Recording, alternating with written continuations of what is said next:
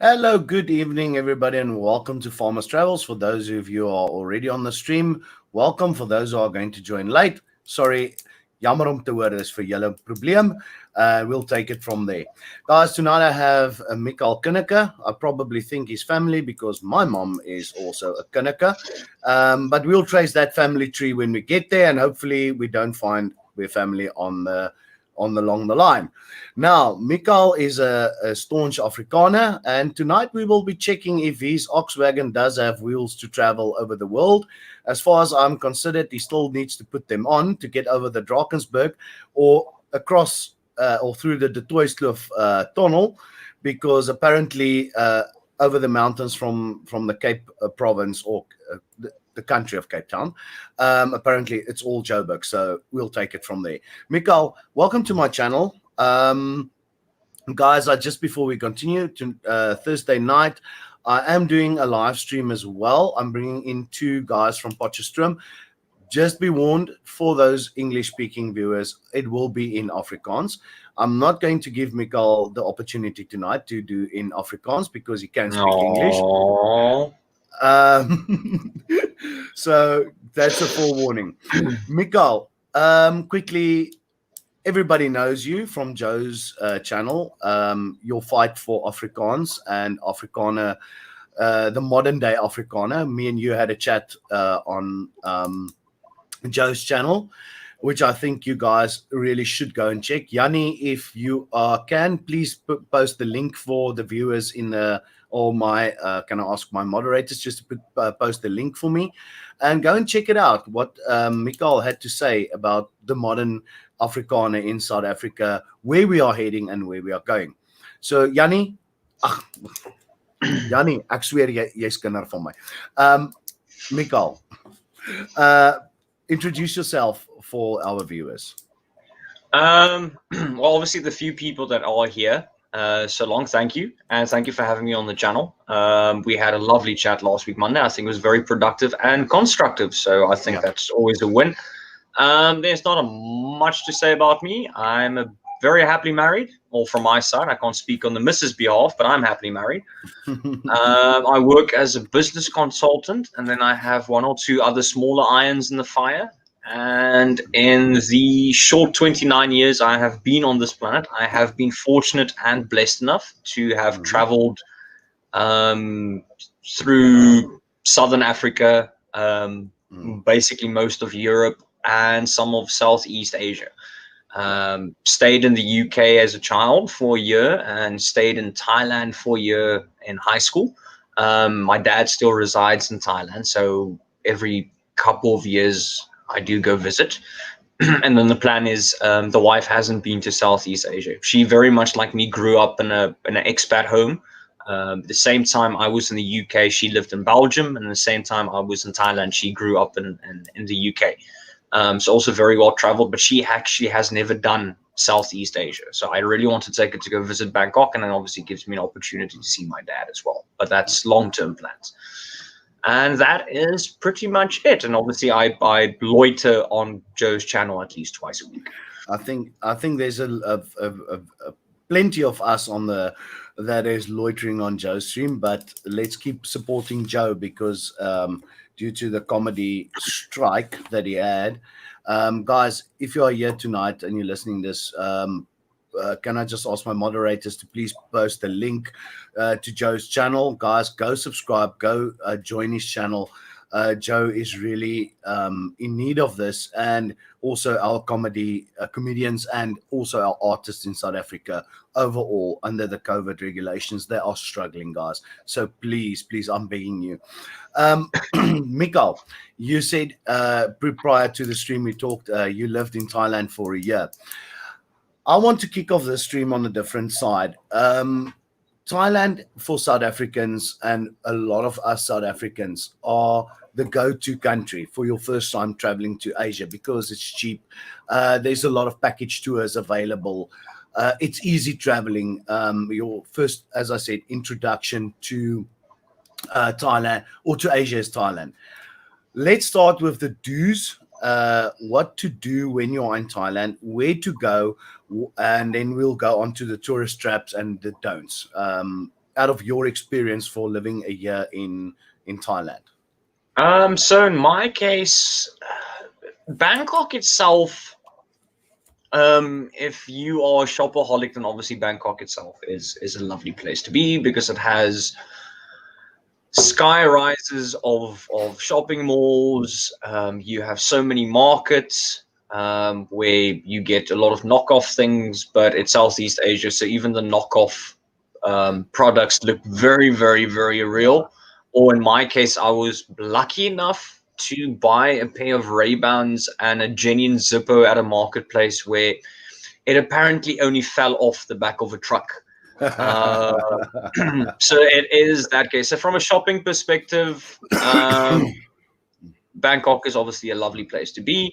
But if you actually want to enjoy it and be a bit more, I wouldn't say educated, but to have a bit more fun, the Golden Palace is a lovely place to go. It is absolutely amazing. It's extraordinary. Then you are able to go to, they do a tour of the Royal Palace on the grounds. It's actually very, very vast. The Thai floating market just outside of Bangkok is an experience because it's literally a market on longboats and floating stalls. And then there's quite a few temples, smaller Buddhist temples spread around and through the city, which are it's good to look at. It's beautiful architecture and it's colorful and it's bright. But a lot of the more Thai things, because Bangkok is becoming a bit more westernized. So there's a lovely thing where you can go to Chiang Mai. It's up north in Thailand. So what you do is, and I want to do this with the wife, is you take a train from Bangkok, which is outside Bangkok, and it's an overnight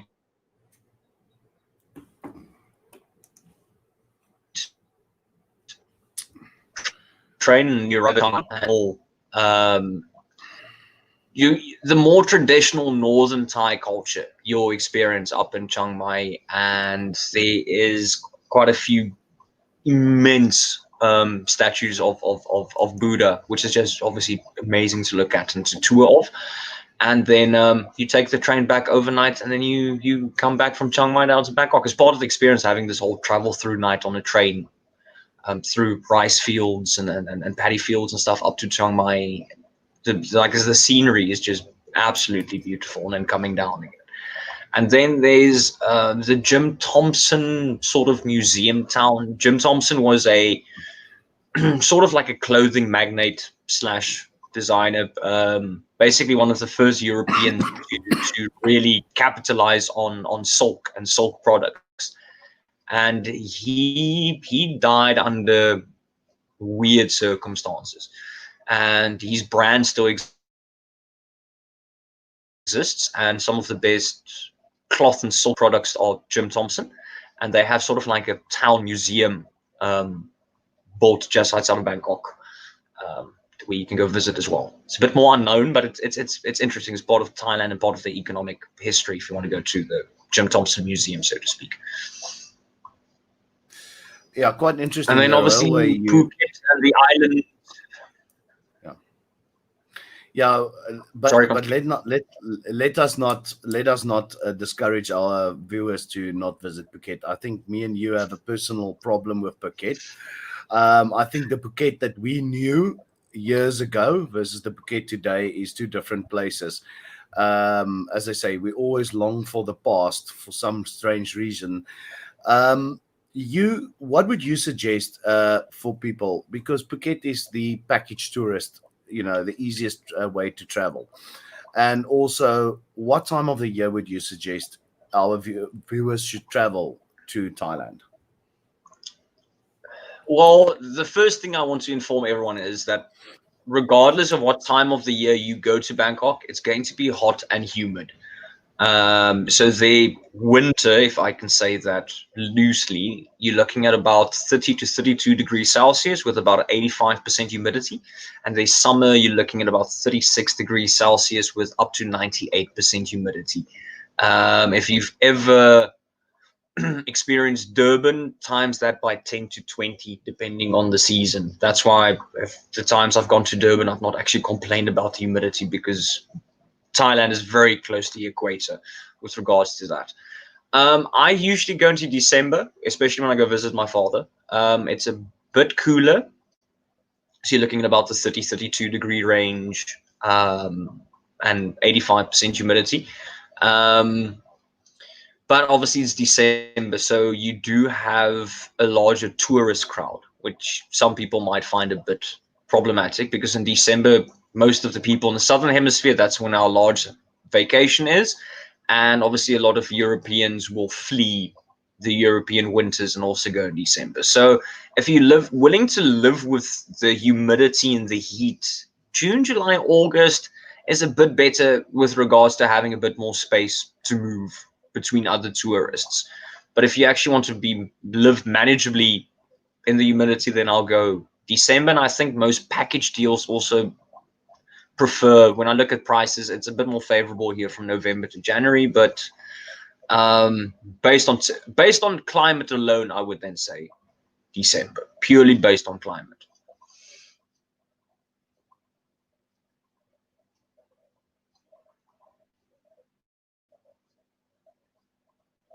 Herman, jy's gemute. Sien ek. Sorry, thanks, Mikal. Thanks for mentioning that I'm on mute. I just want to show the guys quickly where Thailand is situated for those who do not have Google Maps or use an Springbok Atlas. For those who remember the old Springbok Atlas. So here we are, and here's Mikal right at the bottom in Cape Town. So he has to take a lot of flights to get to Thailand. Sorry for him. Now, I want to ask you a question while we're on the map. Can you read the Thai name of Bangkok? No, I can't, because it's about 3-4 lines long.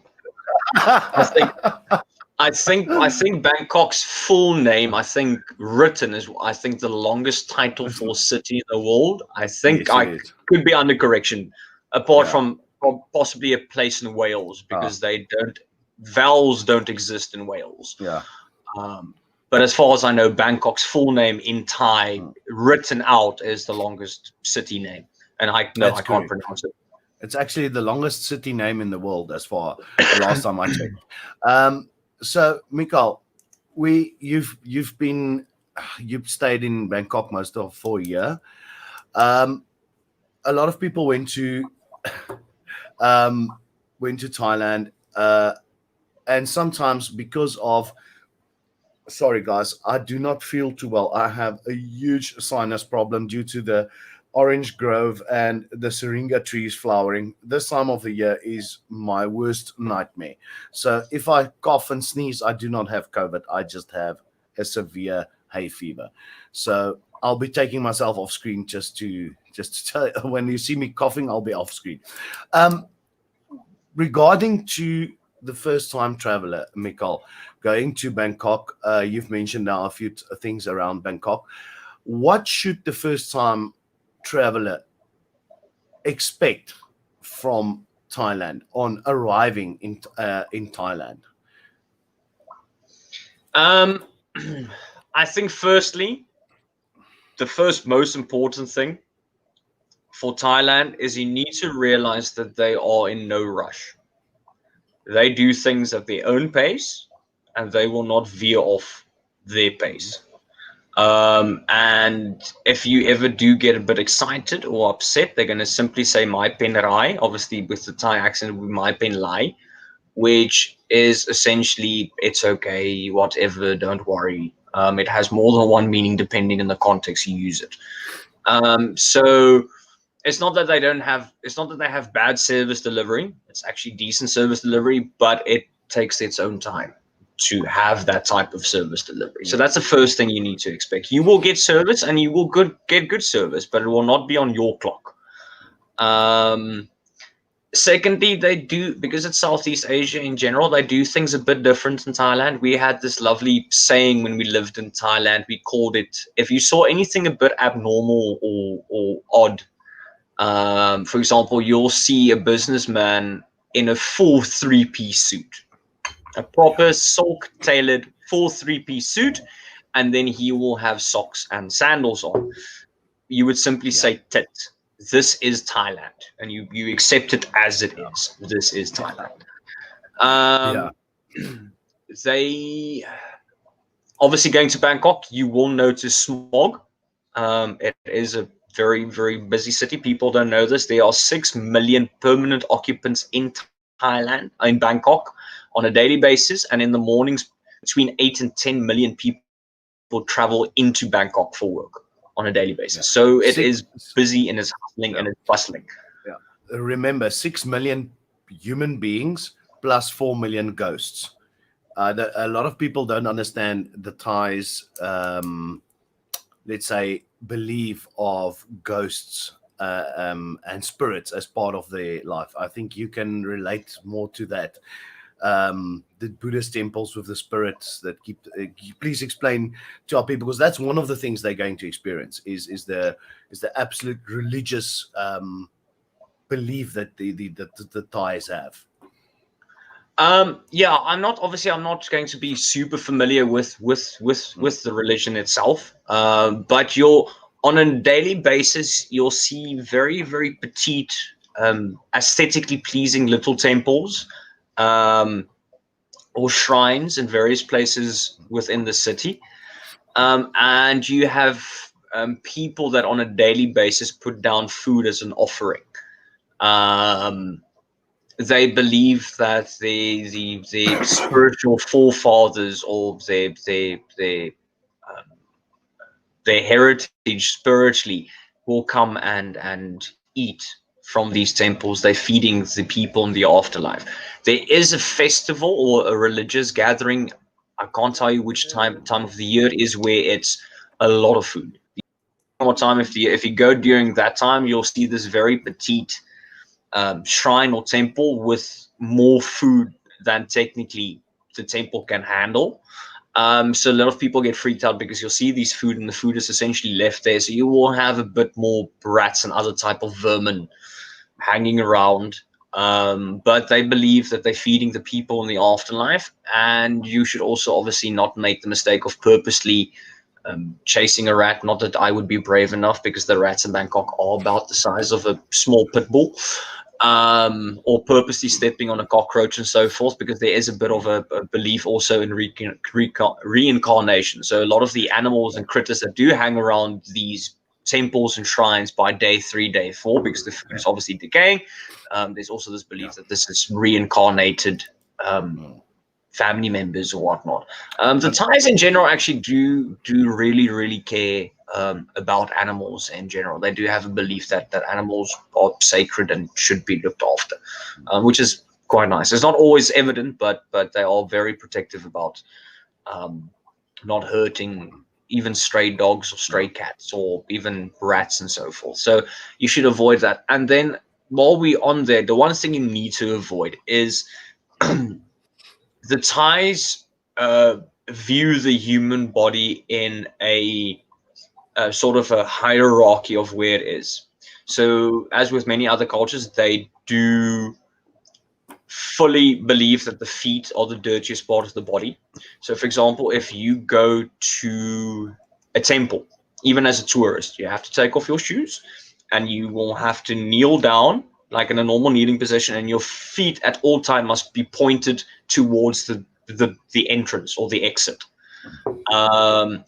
You will be extremely, if you can, unless it's physically your child or family member, they will see great offense. For example, if an adult puts his hand on a child's head, because the hand is lower than the head within the hierarchical system, and you're actually touching the high point of the body with something dirty. So that type of interaction, unless you're truly familiar with these people, these are friends of your colleagues or whatever, or even family members in certain cases. If you see a cute little kid at a restaurant from a middle-class Thai home and he's being adorable, don't, because you can cause great effect. I think for Mikael, just to get in there, I think many travelers have made that mistake in Southeast Asia. It's not just that this is not just particular to Thailand; it is particular to the Buddhist culture all around your Asia peninsula or the Southeast Asia. Guys, so if you're ever traveling in, this is a very, very important tip. Thank you, Mikael, for reminding me of that, because I've sort of forgotten about it. Never to touch somebody on his head, as you say. It is the highest point. It's the cleanliest point. Yeah. Just to get back, I see Reese mentioning those Red Bull in glass bottles with the triple X. Don't drink that in Thailand. No, that is like drinking rum and raspberry in Ponta de Oro.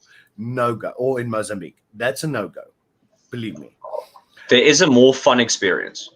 Mm-hmm. It might be Thailand, but if you are brave enough, you take shots of Chinese fire whiskey. If you're really, really brave. Ooh, no. That's like drinking sake and rice wine, dude. Mampur samosas. No. Chinese fire whiskey. And at the end of matric, my matric vacation was not Plettenberg Bay. I went to Bangkok. That was my matric vacay. All my friends went to Plet. I went to Bangkok with a very good friend of mine. And we were brave enough to do Chinese fire whiskey, and we're doing it shot for shot. It's the only shot that I've ever consumed where it actually gets better the more you drink it. But I think by the second shot, you're already that drunk that you believe it tastes a lot better. But it will the theory of that it can make you go blind. Here by the fourth shot, your vision does not get blurry, it gets sort of whitewashed. But it is a fun experience. Yeah, it seems like one of our viewers are ready for the Chinese fire whiskey. All that I can say, Count von Tottenkopf, good luck. I hope you have a lot of rehydrate and very strong pain medication for the next day, because you are going to be in need of it. Mikael, to get down to the business points also, for us that have been to Thailand, as you said, you've mentioned now, don't touch the head of somebody going into a temple, take off your shoes, and you should take the kneeling position. For me, that is, as a Christian, it is sometimes so very, very difficult, because I usually stay outside in the grounds where you don't have to take your shoes off. So for a lot of, as I said, a lot of people have a spiritual conflicting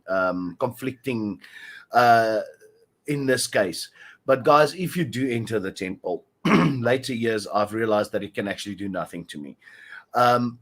Be respectful. I think, Mikael, and people should really mind this, especially in Asia, to be respectful, as you would want them when they enter our church to be respectful, if I'm right. Yeah, no, it is very much so. For example, I'm a Christian as myself, and my personal argument's always been my faith is firstly strong enough that it won't be affected. My personal faith won't be affected by going into into their temples, and I go into the temples purely to view it as, firstly, beautiful architecture. They are absolutely amazing to look at, and secondly, in certain regards, because Buddhism is more, it is classified as a religion, but if you look at the teachings, it's a way of life. It's more directly aimed at being a way of life. You purely have to be respectful. And even as whether you are a believer or non-believer, I think the trope that goes through anyone in life is to treat people the same as you would like to be treated. So going to the temple and viewing it as a tourist, it shouldn't be difficult to be respectful to start off with, because this is where they go to pray. This is where they experience their faith and their religion. And 9 out of 10 times them doing it doesn't harm you to start off with. So don't start a ruckus. If you're not interested in going to the temple, then don't. If you want to go to the temple and not actually go inside it, that's fine. Just don't make a fuss of it. Just don't make it awkward for everyone. If you have your beliefs, if you have your boundaries of what you're willing to do, then that's fine. Just don't make a fuss of it, because we would hope to expect the same this side as well. So I think that rule does not only apply to going to Buddhist temples in Thailand. I think that's a rule you can apply regardless of where you are in the world. So then obviously there's one or two little other small do's and don'ts, and I'll try to quickly rattle off quickly. Firstly, do not drink water out of the tap whatsoever. don't. Yeah. Um, Yeah. That I can agree. Not even most lower middle class and middle class type people, and obviously your upper class, will not consume water out of the tap. Your chances of getting things like diphtheria and cholera are still very, very high. Yeah. The river, the River Kwai is still actually one of the dirtiest rivers in Southeast Asia. It's not that they don't have the water sanitation facilities, it's just Mikhail, because yeah. Sorry, I just want to interrupt you. You mentioned the River Kwai. Guys, that is where the famous bridge over the River Kwai was built. It is the railway bridge that was built by the Second World War Allied prisoners. No, the bridge over the River Kwai is not the one in Botswana. I don't know how you confuse that one. I haven't seen Second World War Allied prisoners in Botswana, but I do know.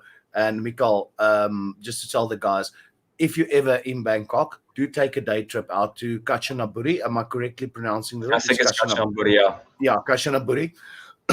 It is beautiful. There is also the Second World War memorial, which is guys, it was something humbling. It was a humbling experience to be in that memorial, and also I'm still getting goosebumps. Damn. And then to stand on that actual bridge that was built by these prisoners, and there's the famous movie The Bridge Over the River Kwai. And as I said, it's not the one in Botswana, it's the one in Thailand. Do yourselves a favor, go watch that movie before you go to Thailand and visit this bridge. And also the Tiger Temple just outside of Kanchanaburi is something to experience. Sorry, Mikhail, to get back, tourist traps. Although a lot of Thais respect life, it doesn't matter what decision you make as a person, you have to live by your own decisions. But let's talk a bit about the dangerous sides of Bangkok. The tourist traps that you can fall in. If you can enlighten them a bit about the scary places and also the red light districts, where and what, because all right. It is quite a few. Not as I'm saying, quite a few. Not in the sense of you have to walk into Bangkok and be scared. And I'm saying this openly. I feel more comfortable in Bangkok at 3 o'clock in the morning than I would ever be in Cape Town. I have no problem walking around in Bangkok at 3 o'clock in the morning at all, because I actually feel safe. Yeah, that I can just when it comes to personal safety, I'm not worried about being mugged. Okay, it's different if you go into a dark alley at the shit end of Bangkok, but that obviously logic dictates don't go into a dark alley alone when you know don't. But general, walking around in Bangkok in the evening, early morning hours is safe. The normal CBD part of Bangkok. So let's get that out of the way. Okay, firstly, this is a no-no. I know as South Africans specifically, we like to make jokes about things. We sometimes like too much to make jokes about things that are sensitive.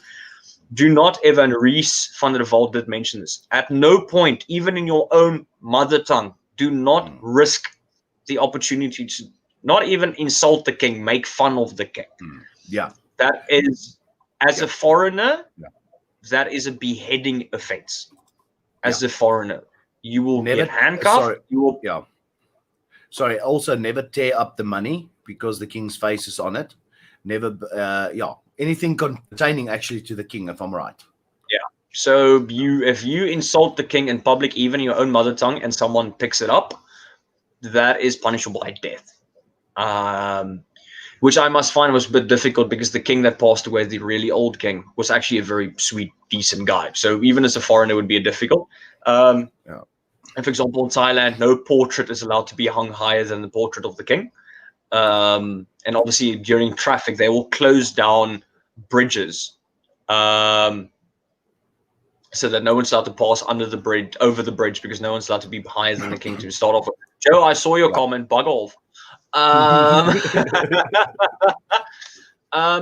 Okay, another thing is, I know there's quite a few South Africans that enjoy making use of cannabis and cannabis products. As a foreigner, don't risk it.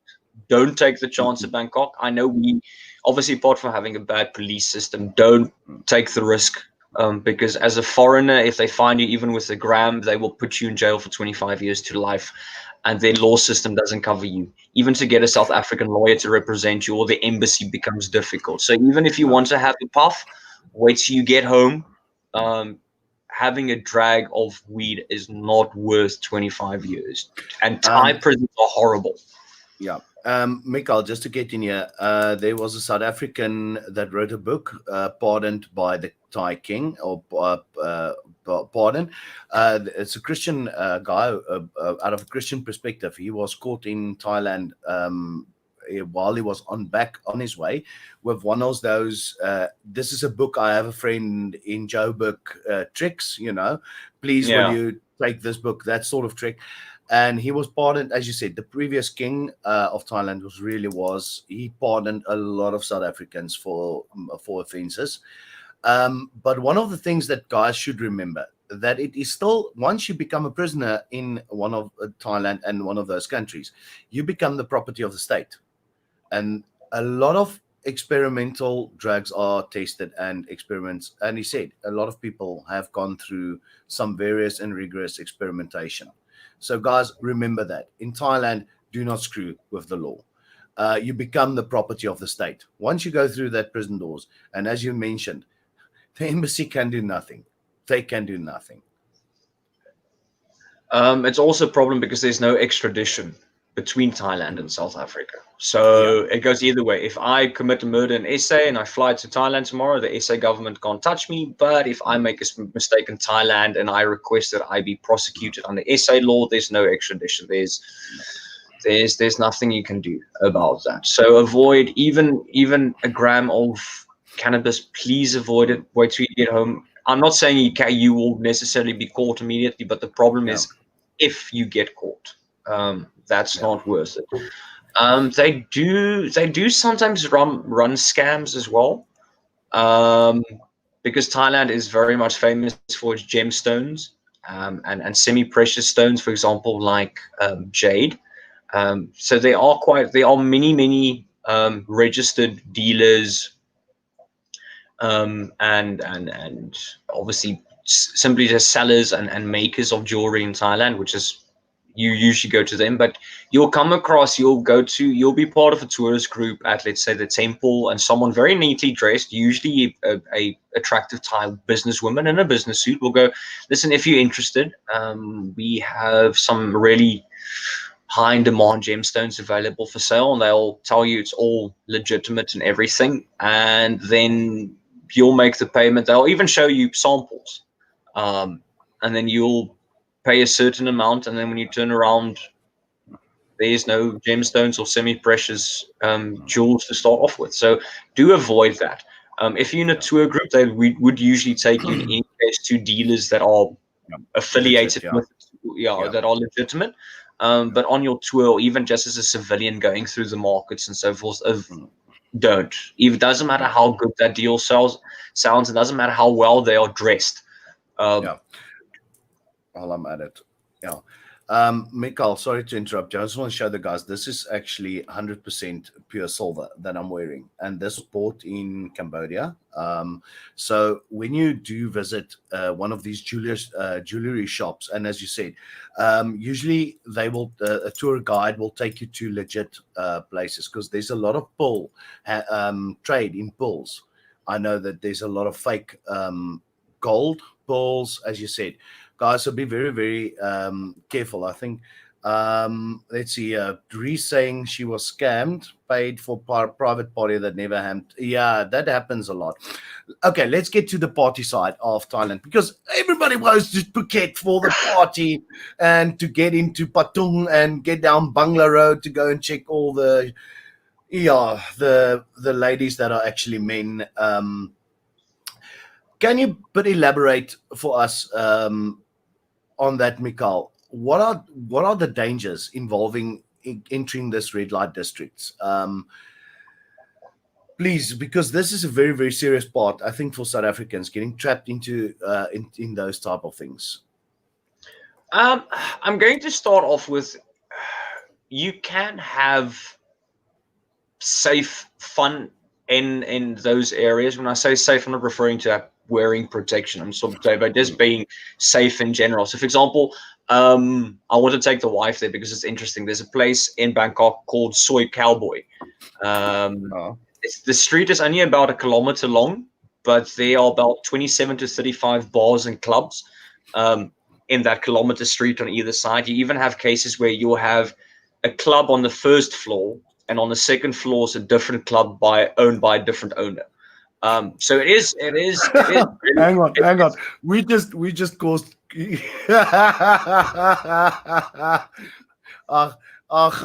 Reason, Yanni, I'll send you a special bottle of wine for the weekend.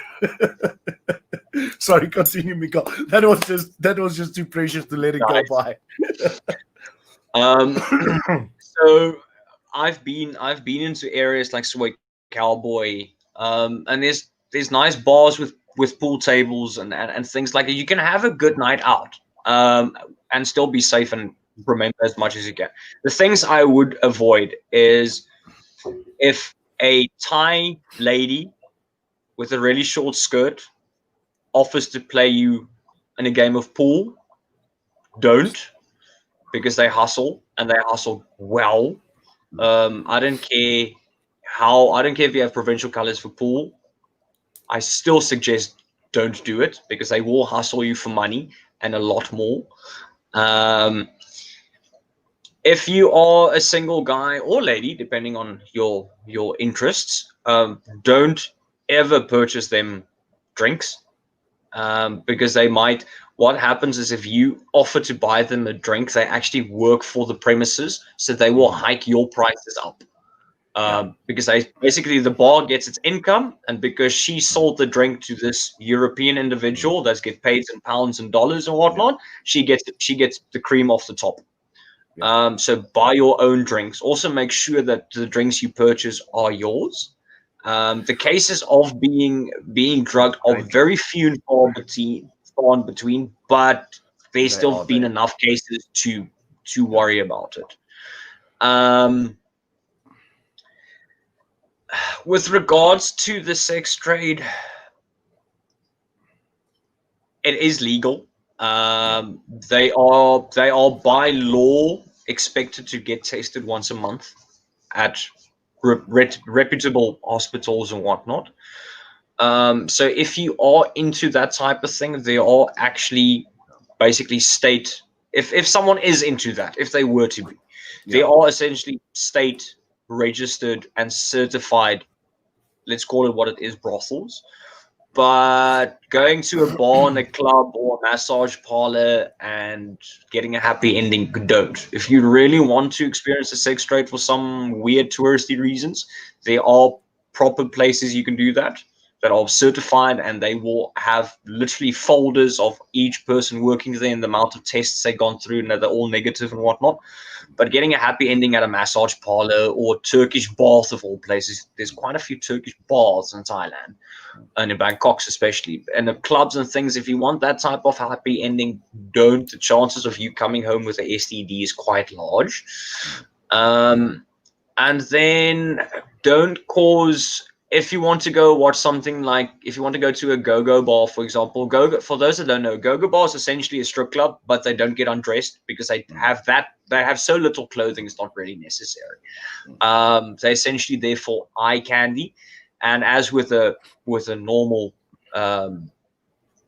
burlesque lounge, if you want to classen it up, don't get all touchy-feely while they're busy, unless they approach you, which I still don't suggest getting touchy-feely. Because then you might possibly be taken into a back alley and stabbed,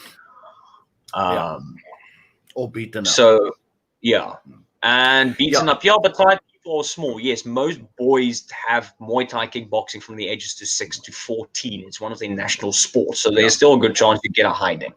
Because that's actually one thing that's mandatory in their school is kickboxing. Muay Thai. Let's get to the food part quickly. Now, our favorite. We've done now the do's and don'ts, and we have a few minutes before we're going to put Mikael to the test to see if he can ever be a king of the hill. So guys, just hold on, viewers, hold on, don't run away. We are going to check him. Mikael, food-wise, what can the average South African expect on a normal, let's say, a spur menu, if you would say? What are the basics? That's the problem. You shouldn't ask me that question, because I literally live off food stalls in Bangkok. I have never eaten in a restaurant in Bangkok. I live off food stalls. Okay. I love What can they expect to find? Because that's how we eat in Asia as well. We don't do the restaurant thing. We go to the food stalls. We buy the food. What to suggest to these people, because people freak out when you tell them, oh, I've eaten off a street restaurant or a food stall. They usually freak out and say, oh, but it's dirty food. Please, Mikael, tell the viewers that it's safe to eat there. It's safe to eat there. I literally, in the 2 weeks to a month where I stay in Thailand, I have 3 square meals a day at a food stall. Okay, the do's and don'ts. If you have a sensitive palate, do try and avoid the Thai curries, because Thai curry is the most spicy form of curry. I also argue it's the most flavorsome curry. An Indian curry does not come close to what a Thai curry can do, but I can agree with. It is, and Thai curry is also actually very beautiful to look at. It's very, very, very colorful. So if you want to have not spicy, avoid the curries. The lucky thing is Thai food is very vast. So it's not that they have 9 curries and then 1 non-spicy. It is about 60, 40, 55, 45 with regards to spicy and not spicy. Yanni van der Walt, it is actually a Casio calculator watch. I have always wanted one, and I got one for my birthday this year from a very good friend of mine. Because I'm sorry, this is the badass OG watch. You don't get a cooler watch than the Casio calculator watch. Okay, in any case. So if you have a sensitive palate, avoid the curries. They have about 45% of their dishes likely is not spicy. And if you don't want to really eat spicy food, the more north you go, up in Thailand, less spicy the food gets. It's just a region thing. You still get something with a bit of bite up north. I think that's more because of the Malay. Yeah, the further south you come, that's more the Malaysian influence that you have on your food. I've seen it in Vietnam as well. The further south you go, the more spicy. Let's put it the Indian Islam influence on preparing food, which is delicious, I must honestly say. Your take on their version of fried rice? Fly light. I love fly light. Fried light. Flight lights was limp. Sorry, guys, we're mocking you, but me and Mikael just understand. It's actually how they pronounce it. They don't say fried rice; they'll say fly light. Because they also, the interesting thing is they speak very quickly, and their language, their syllables, is the same as Afrikaans. So, for example, Afrikaans speaking individual to learn Thai with regards to pronunciation is not too difficult, and they speak like me very quickly. So they'll go fly light. Thai fried rice is the only way it should be done, because you don't just do fried rice. They have prawn fried rice, they have seafood fried rice, they have pork fried rice, they have chicken fried rice, they have fish fried rice, and then if you have a lot of money, because beef is actually a luxury, they have beef fried rice. That's one thing. The one thing, just to interrupt you there. That's one thing I learned the very hard way in Bangkok is I wanted a piece of steak. So we went to the steakhouse and I found out that, you don't want to know. Back then, I'm talking 2009, 2008, I paid like 250 Rand for a piece of steak that was tougher than the sole of my boot. And eventually I found out that came from Australia. And I'm like, really, if this is prime Australian beef, mate, then I'd rather stay in South Africa and eat here, because really, if that's prime meat in Australia, then I don't want to immigrate there. Really, then I'll rather stay here. If anyone wants to go to Bangkok, sorry to interrupt. I still have contact with a New Zealand and a South African that open a butchery together in Bangkok. And you That can get boerewors. shit. You get boerewors. You can buy boerewors there. No, They do man. ginger beer. They do But lamb chops, not lamb cutlets like the Australian do. yeah, They do lamb chops. chops. And they make and every now and then they make homemade chicken pie. Regte Afrikaanse tuisgemaakte hoenderpastei. No, but what, Mikhail, this is where I get sort of, the only country I can understand people going to a McDonald's or Pizza Hut or a KFC is India, because some of that food is unedible the way they Delhi belly. spice it. Delhi belly. If you want to ask, you know what, once you come visit one day, let Linnell, my wife, tell you about having Delhi belly twice. But the food there is in India, guys, that's the only country I'll excuse you from eating food from proper food. But in Thailand, there's no excuse, guys, to go and eat at the Pizza Hut. Unfortunately, I am against that. The food is beautiful. Mikhail, we have to come back because Thai food is the Thai cooking lessons that you get there. But I make Thai food at home. I make it regularly. I make it as a Thai should. So I made 2 weeks ago. I made traditional Thai green curry for the wife. Yeah. Okay, so whether when I go down to your valley or you come up here, you're going to make me fried lice. I want fried lice. Okay, must I make you fly line? Okay. Fried lice. I love it. I'll give my 2 front teeth for that, and walina marhagi. That's my other favorite food. Guys, we're getting to that part of the night. Before we continue with the King of the Hill quiz, guys, as you can see just above Mikhail's head, there's the zapper. Be as kind as to hit that zapper. StreamYard is costing a little bit of money, and I have to keep it going. So the free version isn't that good at all. So please be as nice as if you can and hit that zapper. If you don't, I'll just continue paying it out of my tobacco check, but which is not coming this year, unfortunately, because of Dlamini Zuma. Mikhail, are you ready to join the crew for King and Queen of the Hill? Okay, so I assume this is the quiz part. This is the quiz part. Now, let me just remind you, if you win, you will go up against Kat. Kat, in the final round, she got full score, and she outwitted Yanni and the rest of them. So you will be going up against one of our top knowledgeable people in South Africa, according to me. But that's just my observation. We'll see. Mikhail, where would you find Stalag 13 that was portrayed in the series Hogan's Heroes? Stalag 13. Yeah, as portrayed in Hogan's Heroes. Now, Stalag 13 was an actual prisoner of war camp for the Allied forces. Where would you have to go to in Germany? I'll make it easier. Where do you have to go to in Germany? Which town? Stalag Greitzen. No, Stalag 13. Stalag is meaning prison camp. Yeah, was Stalag of 13 of Deutsch is 13.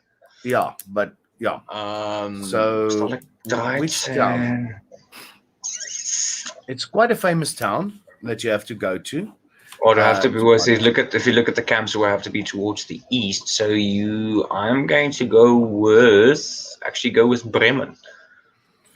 Is that your final answer? Yes. Unfortunately not. The little town is called Hammelburg. Okay. Well, now that's something new. So I would suggest that you start watching Hogan's Heroes to get yourself. My dad actually has the box sets. I just need to make the effort. Yeah. Your second question. Which city? And if you don't get this one, I'm certainly going to throw you with a rock through the screen. Which city is the home of Red Bull? It's in Austria. Salzburg. No, I'm going to. It's in Austria. No, it's not. Which city is the home of Red Bull, the energy drink? Where did it originate from? It's not Vienna. and it's apparently not Salzburg. It's not Europe. I can give you a tip. It's definitely not Europe, and it's definitely not America. But Red Bull's head offices are in Austria. Nope. The owner of Red Bull was recently, if he returns to his country, the king might locking him up for the rest of his life. Can't The be king- Thailand. You're close. Very close. Or then you say country or city? City. City. Which city is the home of Red Bull? Well, seeing as we're talking about a king, I'm going to risk it and then say Bangkok. You're right. Bangkok. Red Bull originated in Bangkok. It was a Thai who invented using taurine as the basis of his drink to get energy flowing, because taurine, and that was quite interesting. So I'll give you that one. You've got 1 point there. Okay, let's give a half a point. You did sort of lead me to it, so I'll take half a point. You know, here in this section of the quiz, I'm sort of helping. But when we get to the finals, you have only a few lifelines, so we'll get there. The city of Petra can be found in which country? The famous city of Petra can be found in which country? Okay, let me help you. Transformers, one of the Transformers movies, was actually shot in Petra. Parts of it was shot at Petra, and they had to go to the Dagger's Tip. It was named, and the country is, which country is it? I keep on wanting to bug into the Eastern Bloc. Okay, it's south of Israel. Let me help you. It's south of Israel. South of Israel. Yes. Well, that could be quite a few things. Rebellious Roof, remove your... Oh, okay, let me see if... Okay, you can take it from the viewers. Let's see if you... I'm actually not looking at the chat. I don't want to look at the chat. I want to figure out myself. For itself. Right. It's south of Israel. It's the only country... Oh, let me put it this way. It's one of I'm going to ask a question. Is it one of the countries, if you pass through that country, you're not allowed to go into Israel? No. It is actually a country that is friendly towards Westerners. One of the few countries. Very few movies have been shot in this country. For instance, Star Wars have been shot in this country. Very few famous also for movies to be made in its desert. It is also a country where... Jordan. You're right. It is Jordan. Petra is in the northern tip of Jordan, called the Dagger's Tip. So Petra, all right. famous. Awesome. So you've got it. You see, I've got a very, very naughty viewers here, because they sometimes give the numbers. I'm going to get one of them. That's why I'm trying my utmost best not to look at the comments, because I'd rather lose than cheat and win. So yeah, I know. I think I'm going to disable the live chat for the finals. All right. You are all warned, ne? Moenie stout wees nie. Name the two countries that borders, or the Victoria Falls. Name the two countries that uses the Victoria Falls as their border. Victoria Falls. Name the two countries that uses the Victoria Falls. Die twee lande wat die Victoria Falls. Okay. Kan nie Zim wees nie, dis te maklik. So dis nie Zim nie. Jy is reg met Zim. Ek gaan daai vir jou gee. Okay, dan as dit Zim is, dan moet dit Botswana wees aan die ander kant. Gaan jou nog 'n kans gee. Botswana is links.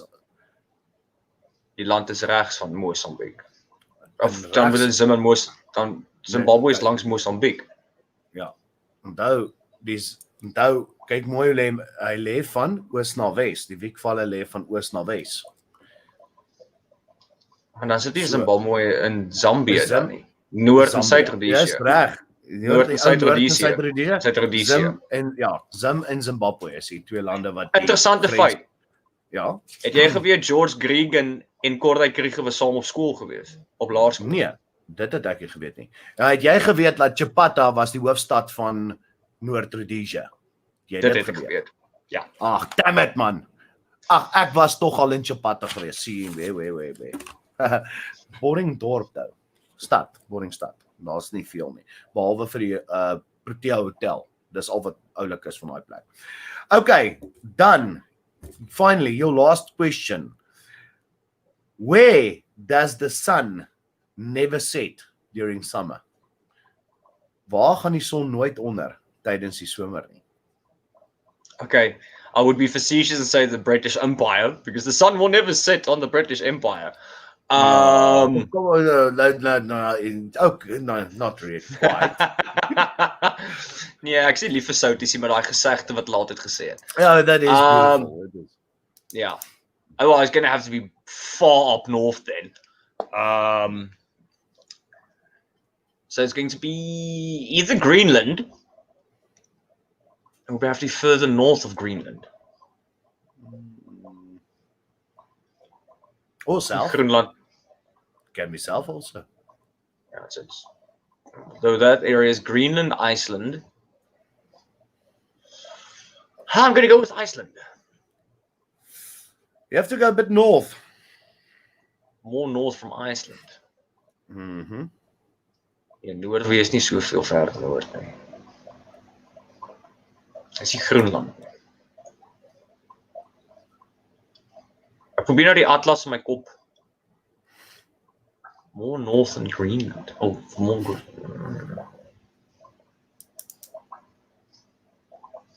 Noorwe is bietjie meer suid, Swede ook.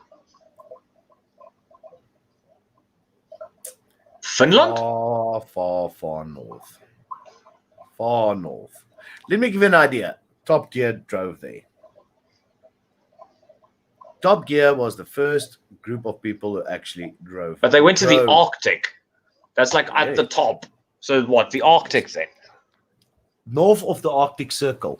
It's called the Middernagson. Sorry, guys. The midnight sun. It's only visible north of the Arctic Circle, so I'll give that point to you.